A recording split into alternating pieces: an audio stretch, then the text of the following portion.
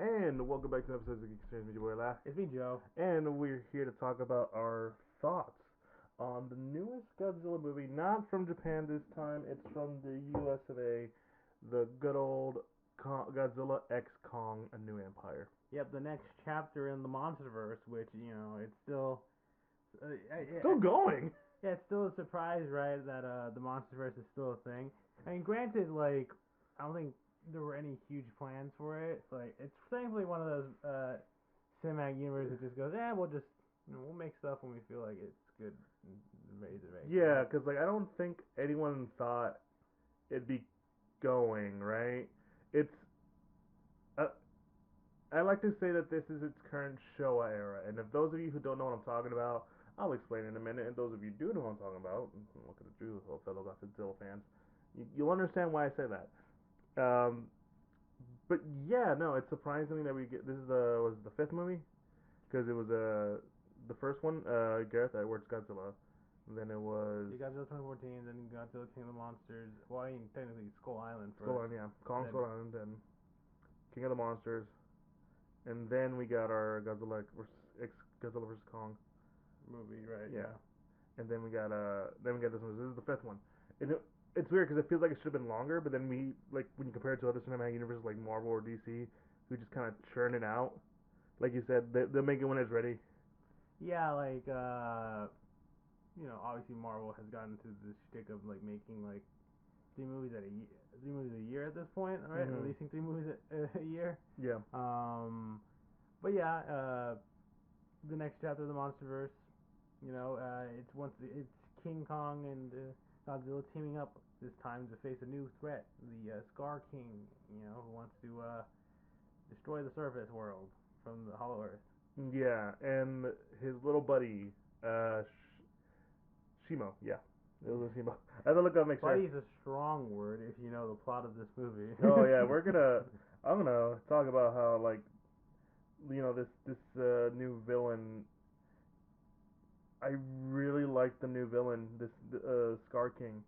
I'll go deep into that in our further discussion of this movie. But as those of you who do know, we do tend to give like a 1 minute thought, and then we go into further discussion, and then we'll give a rating at towards the end.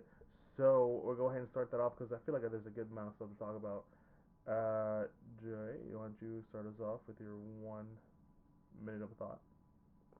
All right, so Godzilla X Kong, the New Empire, is definitely sort of what you sort of.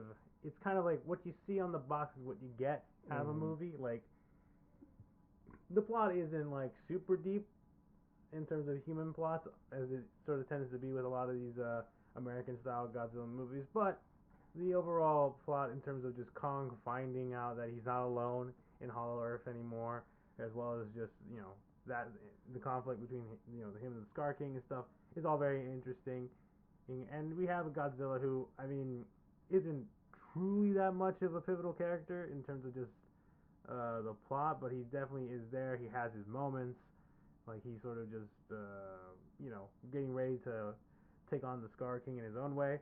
But yeah, overall, I think it's it's a pretty solid action movie. I agree. All right, and my bad. And for my time, so as a longtime Godzilla fan, this is a movie that is right up the alley of camp and fun. There's a lot of funny moments. There's a lot of moments that you kind of would see and like that's silly, then, but that's very true to Godzilla. The body slamming and the you know what do you call it? The wrestling moves that Godzilla makes harkens back to a lot of classic stuff, and honestly, a lot of it feels like that early Godzilla series, the Showa series specifically, like I mentioned earlier. And honestly, it's a lot of fun. It's just a really fun movie.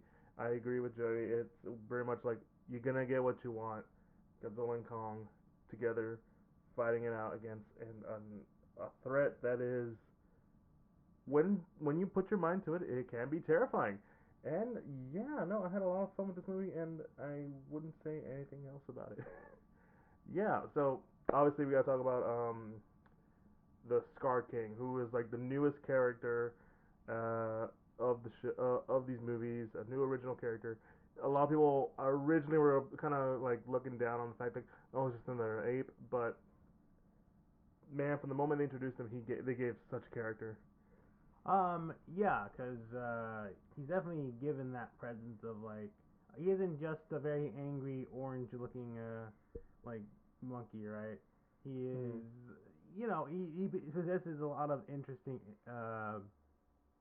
fighting styles and has this cool whip like chain kind of Mm-hmm. weapon and obviously like in allusion to the new empire kind of thing, he essentially just rules over a bunch of the Kongs as this sort of like you know king who is like desperate to want to destroy the surface world because he felt like he was like hey like I don't want to be protecting no humans He didn't kind want of to be subservient. yeah like I am my own master we must rise up Yeah, kind of thing right.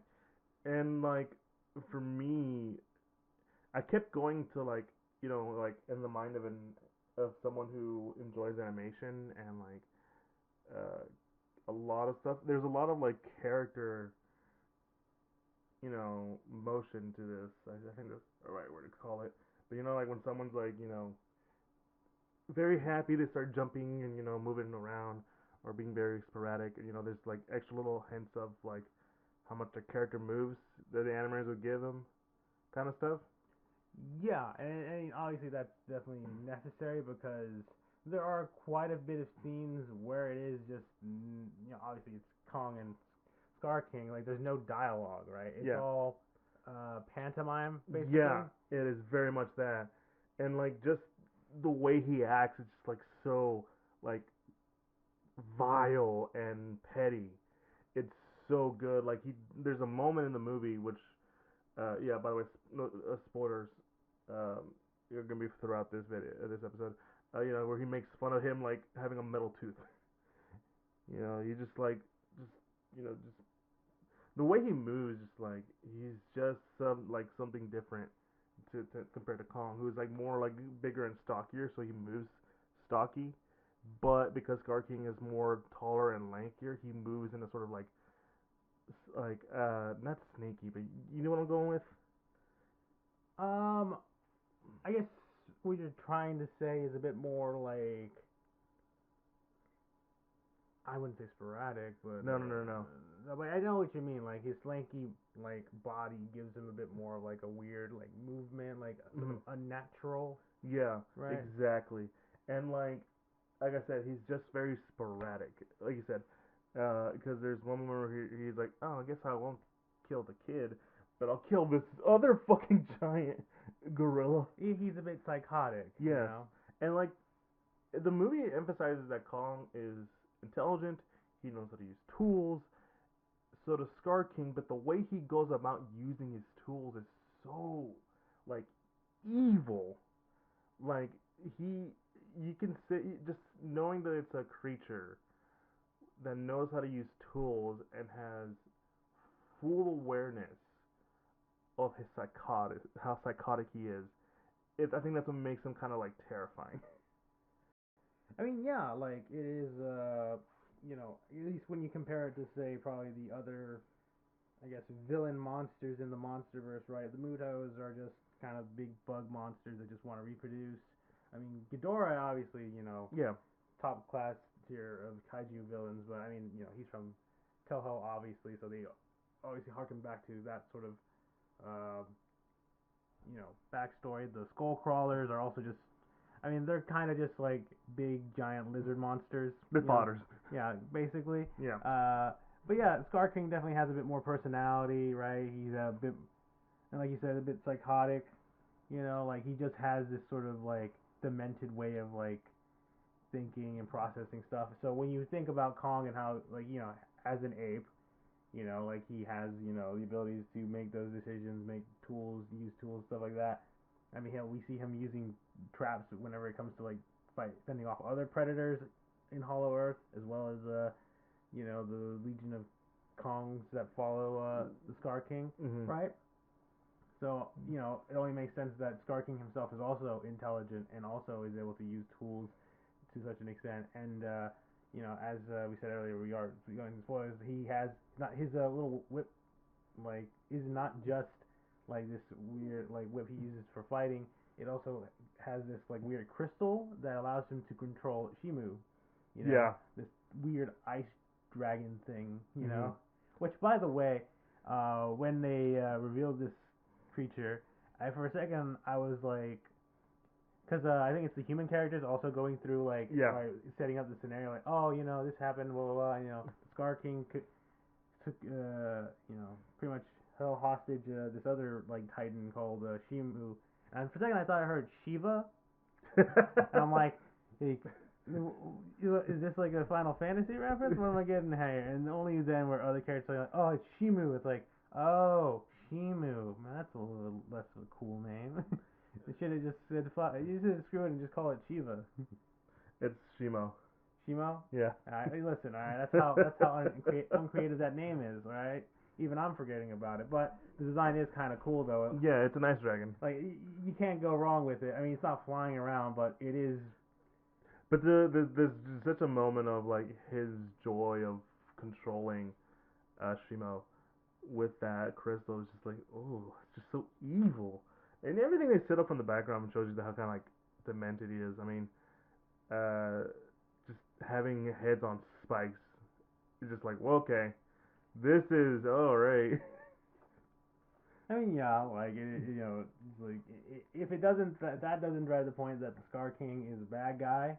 I mean, like Mm. heads on pipe. That's pretty bad guy material right Oh there. yeah. But yeah, we talked a little bit about Scar King and I, as he brought up Shimu, Mhm. right? Like, I think it is, because I think part of the, a lot of people's, I guess, theory crafting before is like, how is this, like, what is this Scar King doing that to both Godzilla and Kong, like, like, We had to team up. yeah, like, what is he doing? Like, oh, he has a friggin' ice dragon that will bring about the next ice age. Yeah. Alright, that makes. Aside from being like just like a tough villain for one of the characters.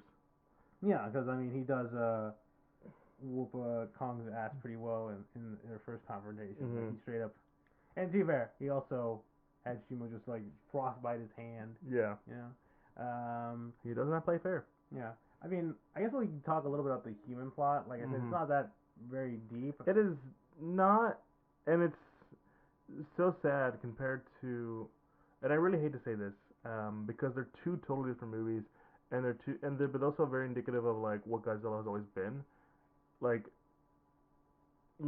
comparing the human plot to from this to say -1, right? It's they're two different kind of movies, but you can't. The people who like aren't used to Godzilla being kind of over the top silly sometimes would be like, well, why do we have this when we have the superior? They're the same damn thing.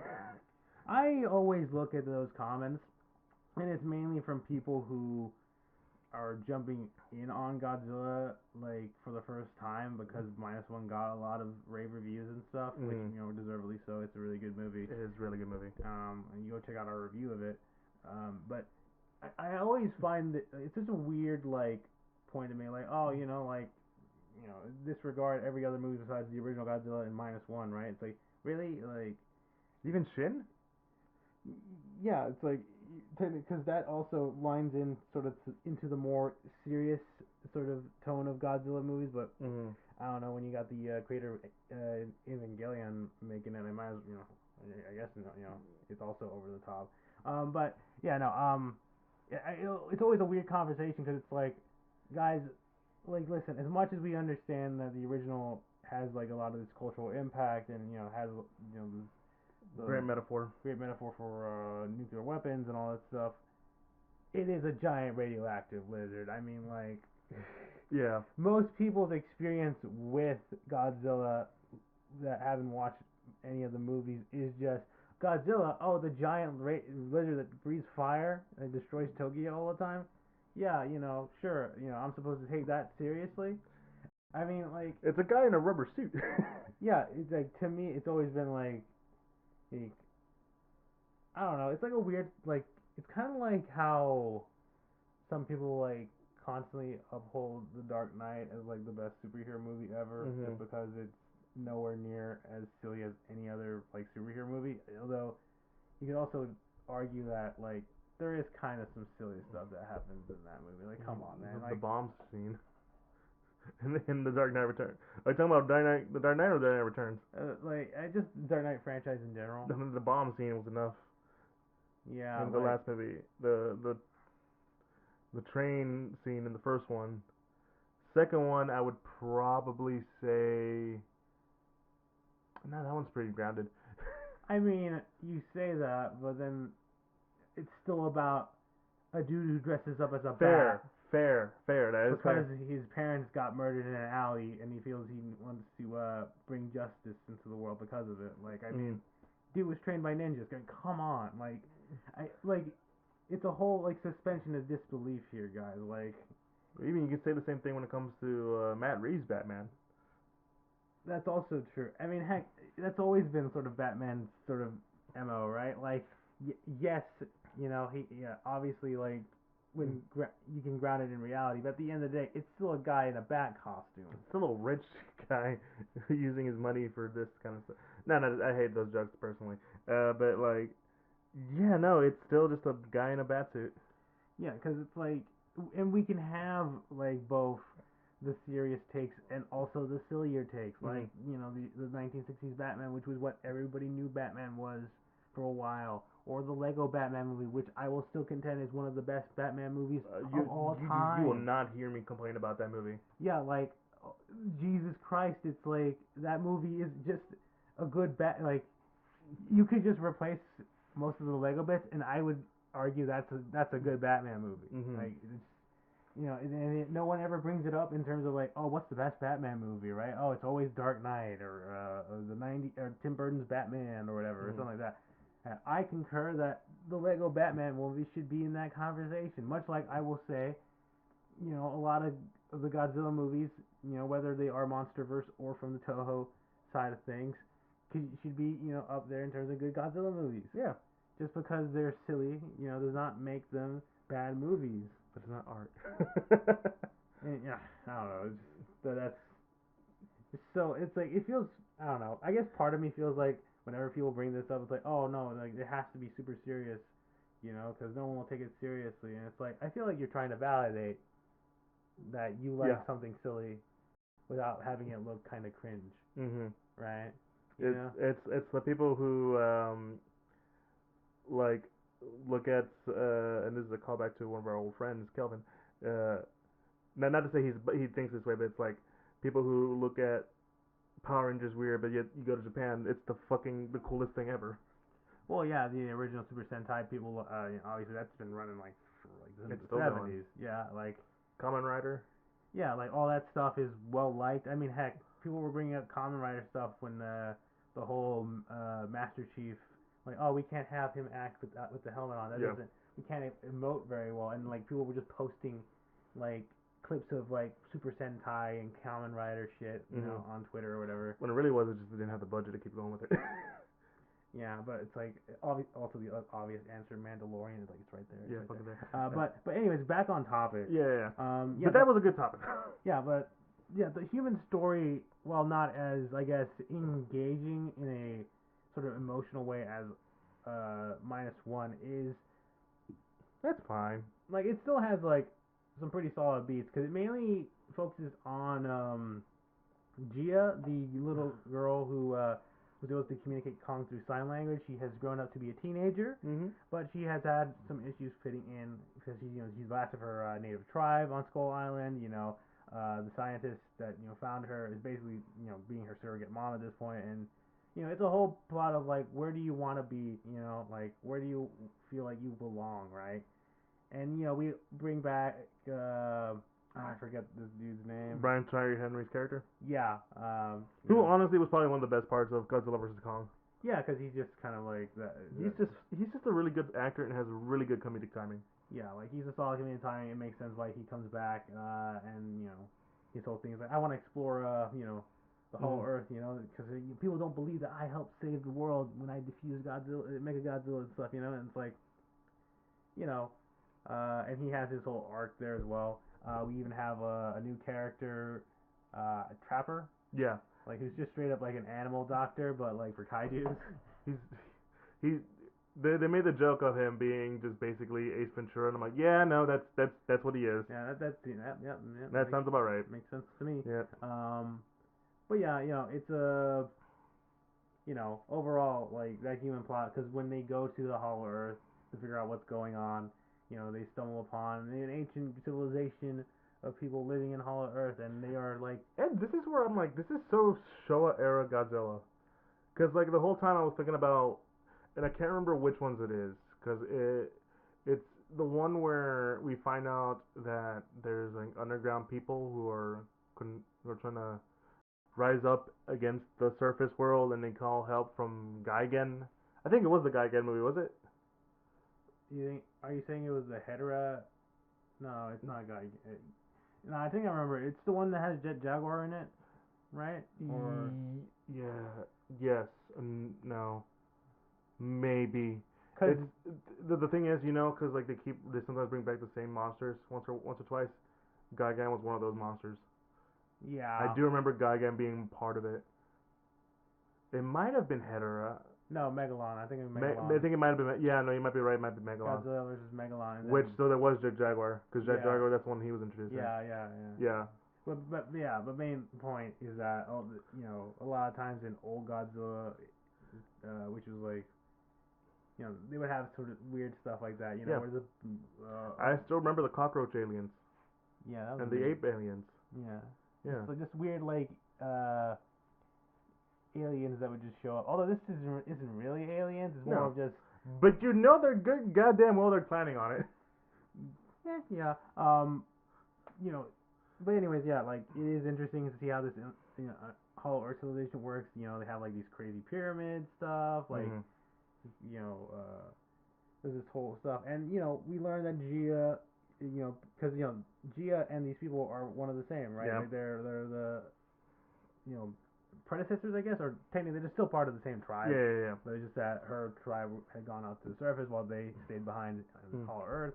And it turns out they learned that Gia is actually part of a secret prophecy. That so happen to be a part of it.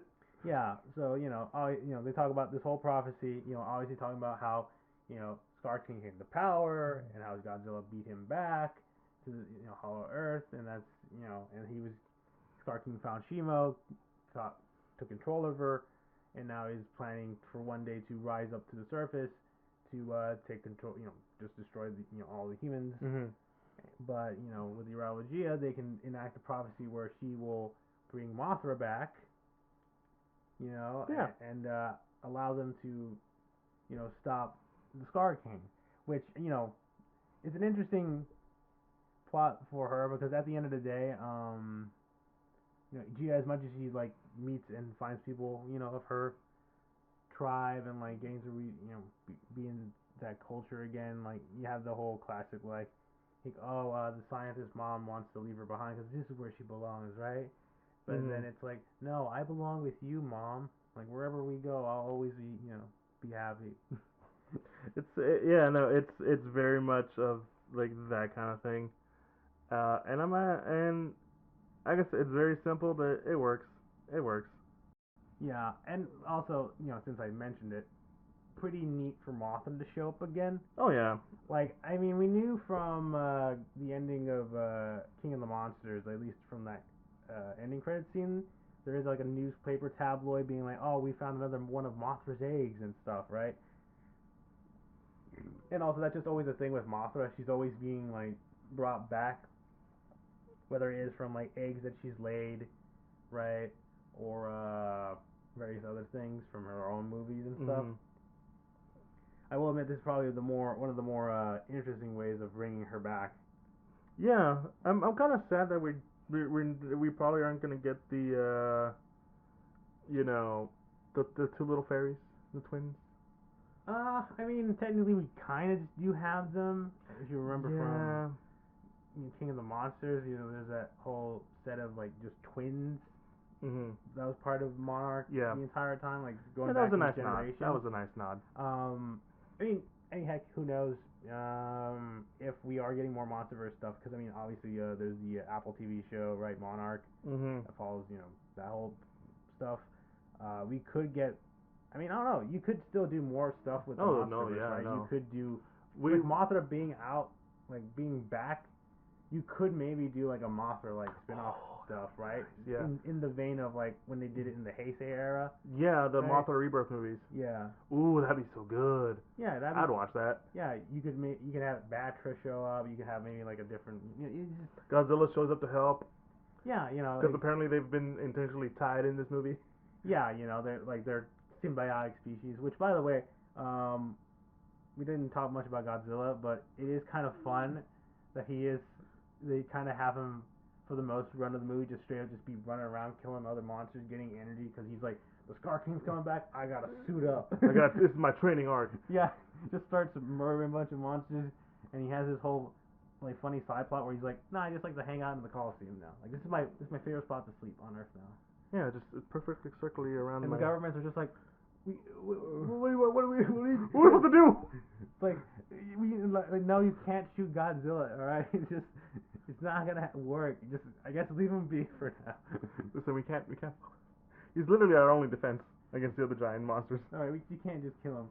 But yeah, no, it's it is kind of fun to just see him go like a bit serial killer mode on a bunch of other like Titans. Oh, he goes serial killer mode real hard. Yeah, he gains a new power up. Like he's like pink now or whatever. Yeah. So it's funny. It's just honestly the fights with all of them are just really good. Yeah, I will say that's something that's also cool is that a lot of the monster fights, are very well done. I mean, I know some people kind of are like, effects are kind of iffy, but I think for the most part it looked pretty solid. I mean, I think there was like maybe like one or two things. I think it's because that whole sequence where they're all in like, they get like gravity gets suspended and they're all just floating around. I think that's where it kind of looked a little weird. I think. Yeah, but there were some real cool like sequences up there. Yeah, obviously you mentioned I think Godzilla suplexing Kong. Yes, I was like, yeah. That's just like whole like that's like one of those things of like, hey, listen, let's have fun. Yeah, like at the end of the day, you can't tell me seeing a 300-foot tall lizard suplexing a gorilla while they're in front of the Giza pyramids and shit is not cool. Like, don't get me wrong, I am one of those people that is probably like doesn't really care much for the Bayformers stuff besides like maybe the first one in Bumblebee. Yeah. Right. But even I have to be like, okay, that's just cool. That's just cool. Like, come on. Come on, guys. That's pretty funny. Yeah. And also more accurate than Napoleon. But yeah, no, it's also a nice little nod that Mothra shows up to like, hey, chill out, everybody chill, all right, we got a message in here, all right, which is similar to like what happened with Godzilla and Rodan and the Ghidorah movie from the old days. I remember now. Yeah. Yeah, that's like Mothra comes in to be like, hey, you guys stop fighting, we gotta fight Ghidorah now, come on. Yep. It's such a Mothra thing to do. Yeah. But I think at the end of the day, I guess like you said, like the action's great. I mean, heck, I actually forgot about to mention this. Like the Mini Kong. Mini Kong is such an interesting, funny character, right? Because initially, I mean, I don't know if we have an actual name for him. But I'm just gonna call him Mini Kong because that's what he is. He's a baby Kong. Yeah, basically. He and a bunch of other Kongs jump Kong for the first time, and like there's a whole bit where Kong just grabs this baby monkey by the legs and just starts beating the other Kongs with him. Like that's like, yeah, no, we're here to have fun. Like turn brain off, have fun. That's just like, come on, that's just hilarious. That's so good. And everyone was laughing at this Mini Kong who's being forced to like show, it's like Kong's forcing him to show him like, hey, where are the other Kongs at? I want to see them, right? Mm-hmm. Like he's like for a little bit of the movie, he's just trying to get him killed, and it's like, oh shit, this guy's kind of a badass. I better not mess with him then. Yeah, it's even more funnier when people earlier were making jokes about, oh, it's Kratos and Atreus. Atreus from God of War, yeah. And there's a whole bit too, where like he literally has an axe on his shoulder and it just like lets us go. like, move, boy. Like that's all I hear when that's automatic. Like shit, They must have heard that joke going around because that is way too accurate to be just like a coincidence. yeah. Yeah, no, I definitely that makes sense to me. No, but I agree. It's just a really fun movie. It's not like the greatest. It's not like minus one. It's like the more serious art house film, which Godzilla movies can be, but also can be really fun and you know you just have a good time. Like that's kind of like what I would want from a Godzilla movie. Mm. Like, I mean, how many times have we made jokes about Godzilla doing a little jump, going like "Yee-hoo!" Mario style, or his belly flop, or his interesting way of flying. Right. Yeah, or even one of our favorite side characters, Jet Jaguar, Just a robot that you can just change its sizes at will to help fight. because he's monsters. basically Ultraman. Yeah. Honestly, if they somehow bring Jet Jaguar and just make him Diet Ultraman, I'd be in. I'd be down. I mean, because obviously, Kong gets like this brace, like Yeah. arm brace thing to help him fight. It's that they explain the plot that plot point of being like, hey, ever since the Mechagodzilla stuff happened, we felt like we had to like help Kong in some way, so we started trying to make some enhancements for him, but then the government shut it down. But then the enhancement we made for him, we sent it out to Hollow Earth just in time. So we still have it around here, so let's just go grab it. Yeah, it's plot convenience. Yeah, plot convenience. But yeah, I think that's. I think that's about. I guess the only negatives I have, I guess, do relate back to the human story because, like I said, like again, it's not. It's bad. It's not bad. It's serviceable. Serviceable. It's just very by the beats. The only good thing about it is that both the female actors, the actor playing Gia and the actress playing the doctor, just do a really good job of showing a level of emotion between each other. Like, you can buy it. Yeah. Everyone else is just like, we're just here for funsies. Yeah, they're a bit over the top for comedic moments and stuff, right? Anything else? That's about it for me. What's your rating? I'm leaning towards like a 7.5. Like again, like I said, for the most part, I think as much as I have fun with the movie, always I think I said it as I said earlier, the human story is a bit weak. I mean, it's still fine for what it is, but that is just how it is with this movie, right? I will also say that like as much as I really like a lot of the action, there are like at least some moments where like I said earlier, like the CG like kind of looks a little but besides all that stuff, I still think it's an enjoyable movie, right? That it hits all the stuff it needs to hit when it comes to being a Godzilla movie, right? Yeah. Like like a big action like movie stuff. And I guess you could also argue that like Godzilla's screen time isn't wholly there. Like he doesn't. He's part of the title of the movie, but he doesn't get a whole lot. But I mean, it kind of works with this whole like he's just a force of nature kind of vibe. Yeah, and I think I understand that sort of perspective of like Kong being who he is allows for the narrative to follow him more often than not. Since he is, unlike Godzilla, who, how he's been set up in the MonsterVerse, it's kind of hard to write around a story with Godzilla that isn't just him fighting another monster, right? Because he is sort of a force of nature, protector of the earth kind of thing, while Kong, has his own deal and can, I think, get better, like, have a more interesting arc when it comes to how he does things. Like, much like how in Godzilla vs. Kong, Kong is the character we follow more than Godzilla. Like obviously Godzilla has his own thing going on, much in the same way. But Kong is the one that we sort of follow through of like, okay, this is why. Because he's able to communicate with humans. Yeah. Godzilla can't.